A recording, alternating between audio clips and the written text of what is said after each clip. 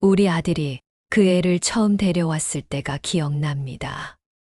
2018년 봄이었죠. 조용하고 예의 바른 아이였어요. 명절 때도 성실히 차례상을 준비하고 저희를 극진히 모셨습니다. 어머님, 제가 할게요. 부엌에서 설거지를 자처하던 며느리의 모습이 아직도 눈에 선합니다. 아들은 그런 아내를 자랑스러워했고 저희 부부도 정말 좋은 며느리를 만났다고 생각했어요. 결혼 2년 차 손주까지 태어났습니다. 우리 부부는 평생 모은 돈 중 일부를 아들 부부에게 전세 자금으로 보태줬어요. 3억 원이었습니다. 우리 노후 자금의 절반이었지만 기꺼이 내어줬죠. 아버님, 어머님, 정말 감사합니다. 꼭 열심히 살겠습니다. 며느리는 눈물까지 흘렸어요. 그때는 그게 진심이라고 믿었습니다. 아들은 중견기업 과장으로 일했고 며느리는 육아휴직 중이었습니다. 평범하지만 행복한 가정이었죠. 주말이면 손주를 데리고 우리 집에 놀러 왔고 명절에는 온 가족이 모여 웃음꽃을 피웠습니다. 그때는 몰랐습니다. 그 평화로운 일상 뒤에 무서운 그림자가 들이우고 있다는 것을. 변화는 2020년 여름부터 시작됐습니다.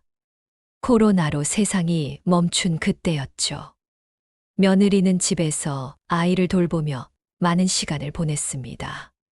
그리고 그 시간 동안 스마트폰 속에서 무언가에 빠져들고 있었어요. 처음엔 아주 사소한 것들이었습니다. 손주를 데리고 오는 횟수가 줄어들었어요. 핑계는 항상 있었죠. 아이가 감기에 걸렸다. 코로나 때문에 조심하고 싶다. 아이가 낮잠 자는 시간이라서. 그런데 아들의 표정이 점점 어두워졌습니다. 아들아, 무슨 일 있니? 아니에요, 어머니. 회사 일이 좀 힘들어서요. 거짓말이었습니다. 아들은 뭔가를 숨기고 있었어요. 그해 추석, 며느리가 이상했습니다. 온 가족이 모여 있는데도 계속 휴대폰만 들여다봤어요. 화장실도 자주 갔습니다. 며느리, 몸이 안 좋니? 아, 네. 좀 그래요, 어머님. 그녀의 눈빛은 불안해 보였고 손은 떨리고 있었습니다. 11월, 아들에게서 전화가 왔습니다. 아버지. 죄송한데 돈 좀 빌려주실 수 있으세요? 500만 원만요. 무슨 일이니? 전세금도 넉넉히 줬는데. 그게 카드값이 좀 밀렸어요. 다음 달에 꼭 갚을게요. 저는 통장을 열었습니다. 아들이 거짓말을 하고 있다는 걸 알면서도 믿고 싶었어요. 500만 원은 한 달 뒤가 아니라 석 달 뒤에 돌아왔습니다. 그것도 반만. 2021년 초 저는 우연히 진실의 한 조각을 발견했습니다. 손주를 봐주러 며느리 집에 갔을 때였어요. 며느리는 화장실에 있었고 거실 소파에 휴대폰이 놓여 있었습니다. 화면이 켜져 있었죠. 그 화면을 본 순간 제 심장이 멎는 줄 알았습니다. 바카라 베팅 금액 50만 원. 온라인 도박 사이트였습니다. 화려한 그래픽과 함께 지금 접속하면 100만 원 보너스 같은 문구들이 번쩍이고 있었어요. 며느리가 화장실에서 나왔습니다. 제 표정을 보고 그녀의 얼굴이 하얗게 질렸어요. 어머님, 이건 이게 뭐니? 며느리는 한참을 침묵하다가 입을 열었습니다. 어머님 저 온라인으로 가끔 게임을 해요. 그냥 심심풀이로요.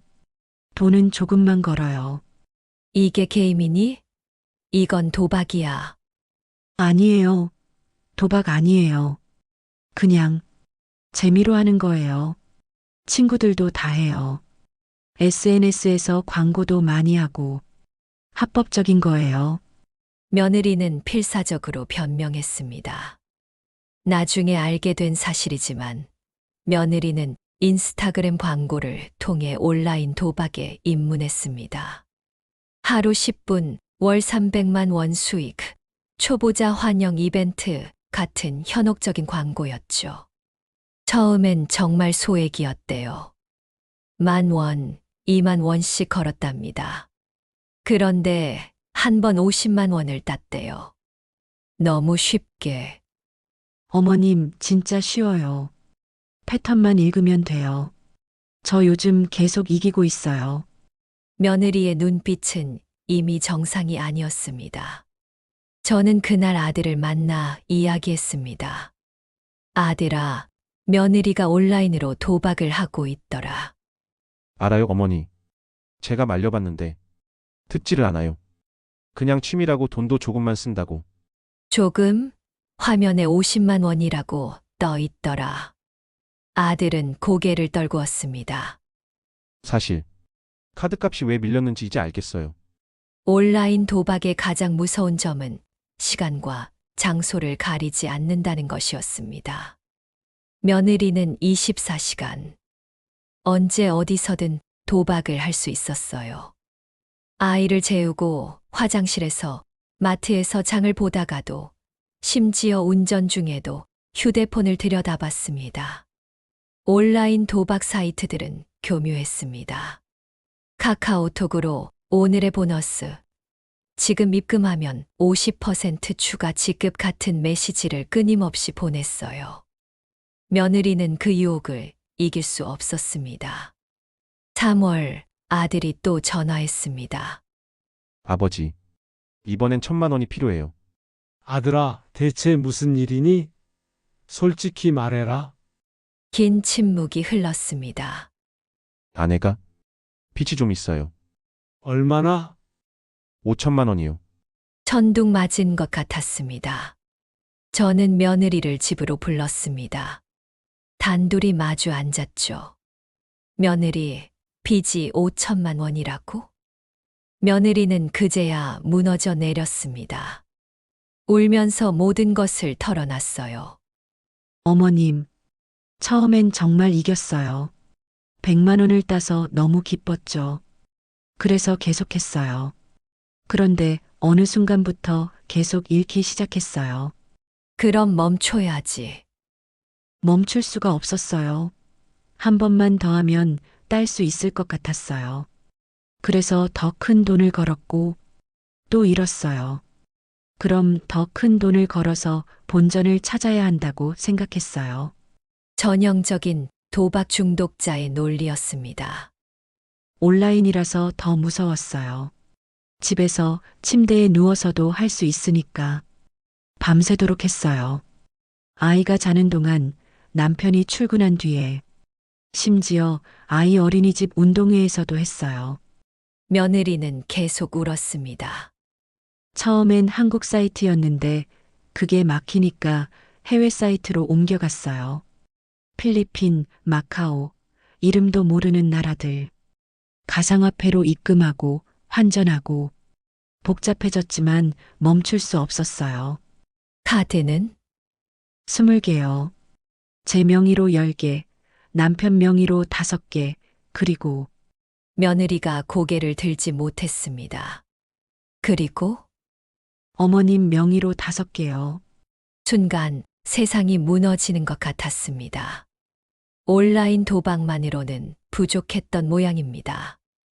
며느리는 오프라인 불법 도박장까지 드나들기 시작했어요. 마트에서 며느리를 우연히 봤을 때였습니다. 혼자였어요. 손주는 어린이집에 있다고 했는데 오후 2시에 왜 혼자 있는 걸까요? 저는 몰래 뒤를 따라갔습니다. 며느리는 화려한 건물 안으로 들어갔어요. 건물 간판을 보는 순간 온몸에 소름이 돋았습니다. 로얄 카지노, 불법 도박장이었습니다. 나중에 며느리에게 물었더니 온라인 도박 사이트에서 알게 된 사람들이 소개해줬다고 했어요. 온라인은 혼자 하니까 외로웠어요. 그런데 오프라인은 사람들이 있잖아요. 다 같은 처지니까 위로가 됐어요. 위로라니. 함께 나락으로 떨어지는 것이 위로였단 말입니까? 저는 남편과 상의해서 빚을 정리해 주기로 했어요.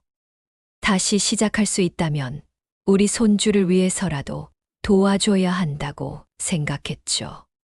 1억 5천만 원을 대출받아 며느리의 빚을 갚아줬습니다. 온라인 도박 사이트 빚, 대부업체 빚, 카드 빚.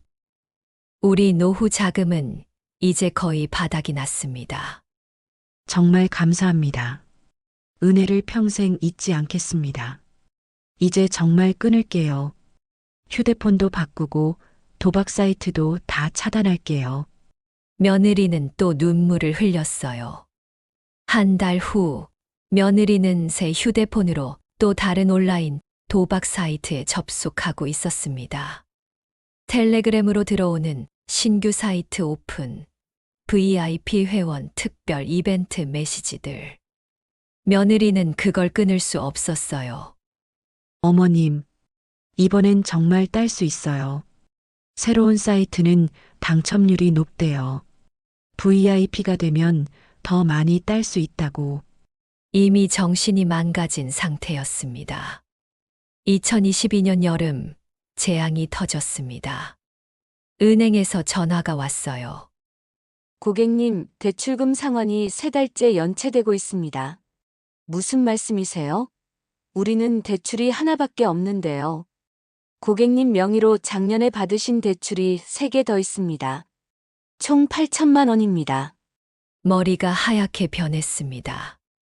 조사해보니 며느리가 우리 인감도장과 통장을 몰래 가져가 대출을 받았던 겁니다. 온라인으로 신청하면 간단하다는 걸 며느리는 알고 있었어요. 그것만이 아니었습니다. 며느리는 제 명의로 신용카드 5개, 사용액 3천만 원, 현금 서비스 8건, 2천만 원, 대부업체 대출 10건, 5천만 원, 불법 사금융 대출 금액 불명. 더 충격적인 것은 온라인 도박의 흔적이었습니다. 며느리의 휴대폰 기록을 보니 끔찍했어요. 새벽 2시, 3시, 4시.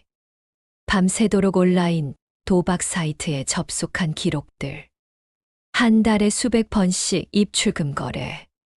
텔레그램으로 수많은 도박 사이트들과 주고받은 메시지들. 회원님, 오늘 입금하시면 300% 보너스. 긴급, 지금 바로 베팅하세요. VIP 등급 상향, 특별 혜택 지급. 끝없는 유혹의 메시지들이었습니다. 아들도 당했습니다.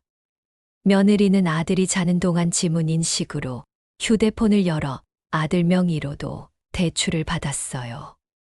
1억 2천만 원이었습니다.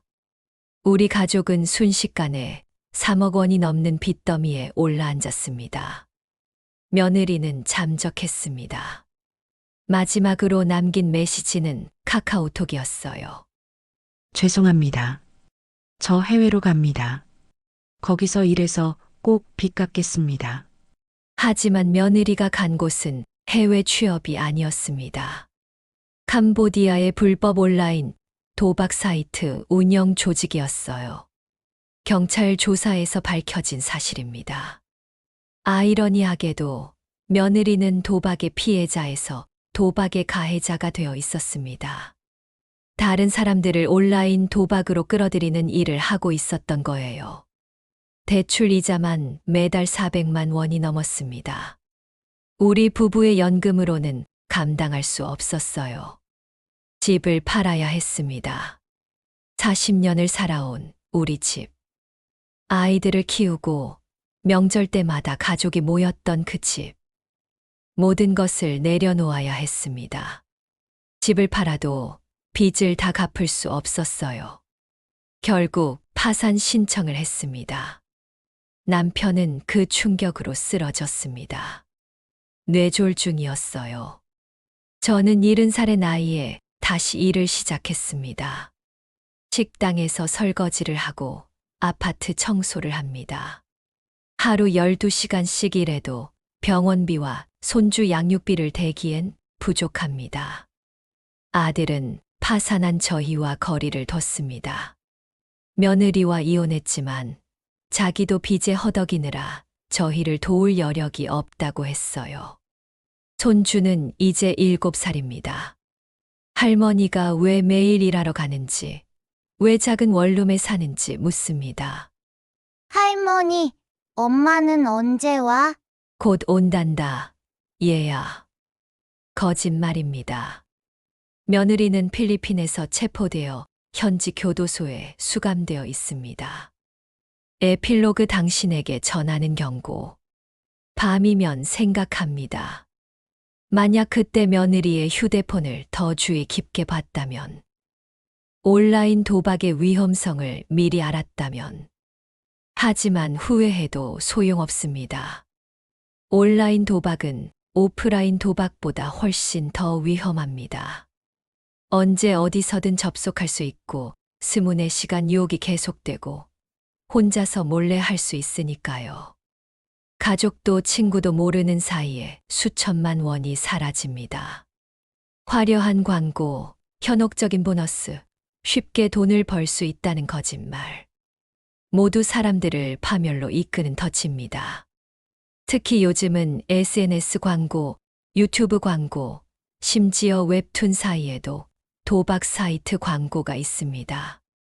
합법인 것처럼, 안전한 것처럼 포장되어 있죠.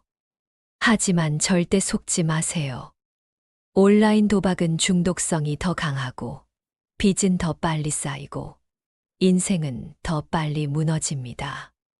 만약 지금 이 글을 듣는 분 중에 온라인 도박을 하고 계신다면, 부디 지금 당장 멈추세요. 나는 괜찮아. 조절할 수 있어. 조금만 하면 돼. 며느리도 그렇게 말했습니다. 하지만 결국 모든 것을 잃었습니다. 그리고 혹시 주변에 온라인 도박으로 힘들어하는 사람이 있다면 외면하지 말고 손을 내밀어 주세요. 전문적인 치료와 지원이 필요합니다. 한국도박문제관리센터 1336은 스문의 시간 상담을 제공합니다. 온라인 도박 사이트 차단 서비스도 있습니다. 너무 늦기 전에 도움을 청하세요. 우리처럼 모든 것을 잃기 전에. 오늘도 저는 새벽 5시에 일어나 일터로 갑니다. 병원에 누워 계신 남편을 생각하며 손주의 미래를 걱정하며 한 걸음 한 걸음 걷습니다. 이것이 우리의 이야기입니다. 온라인 도박이 한 가족을 어떻게 무너뜨렸는지, 그리고 우리가 어떻게 다시 일어서려 노력하는지. 부디 당신은 우리와 같은 길을 걷지 마세요.